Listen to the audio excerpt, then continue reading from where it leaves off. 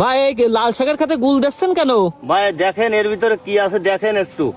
কই কি আছে এখানে? দেখেন, দেখতে পাবেন। আচ্ছা আচ্ছা, দেখান দিন কি ওখানে। গুল দেওয়ার কারণ কি একটু দেখান। আমার বাসডি কি ওখানে কিছু আছে নাকি? কিছু আছে ভাই?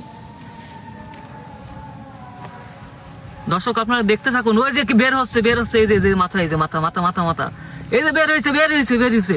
এ তো সাপ। ওরে বাবা রে বাবা, গুল দিয়ে সাপ বের করলেন? হ্যাঁ, গুল দিয়ে বের করলাম। এ কি আশ্চর্য, এর ভিতরে আসলো কি করি এটা? এ সরান এটা, এই যে যাচ্ছে এ বাইরে বের করেন। হ্যাঁ, বের করতো। বের হচ্ছে, দেখি সামনে সরান ভাই। এই যে আছে, এখানে আছে। এই যে, ওরে বাবা রে, ভাই মারি ফেলেন। না ওরে ভয় পাইছে কি? দেখেন ও কি জিনিস, দেখেন কি। ওরে বাবা ভয় পাইছি তো। এ কি আশ্চর্য! ও আপনার দিক যাচ্ছে, আপনি গুল দিয়ে এটা বের করলেন কি করে? এত বিশাল ব্যাপার, এত টেকনিক জানলেন কি করে? বাড়ি দিয়ে না আস্তে আস্তে না ফেলা। ওই দিক সরাই। হ্যাঁ, ওই দিক সরা দেন। কোন দিক দেবেন? সরি যাই। দাঁড়ান, ফাঁকা জায়গায় দেন। মারার দরকার নেই। খুব রাগী মাল যে। ওরে বাবা রে, এই যে ফেনা তুলছে। এই মাঝখানে তলে চাপ দেন, দিয়ে ওই পাশে উঁচু করেন। দর্শক দেখুন, লাল শাকের ক্ষেতের ভিতরে আপনারা সাবধানে চলাফেরা করবেন। দেখেন এর ভিতরে কিন্তু এরকম থাকে। বাইরে দিয়ে দেন তো। দাঁড়ান, আস্তে। ওরে মারেন না, থাক এমনি উঁচু করেন। পারবো না, তো বের করে দিচ্ছি। বেরো। কি আশ্চর্য, দেখেন লাল শাকের ক্ষেতে আপনারা যারা আসেন তারা সাবধানে চলাফেরা করবেন। এই দেখেন কি দেখা যাচ্ছে, বিশাল বড় সাইজ।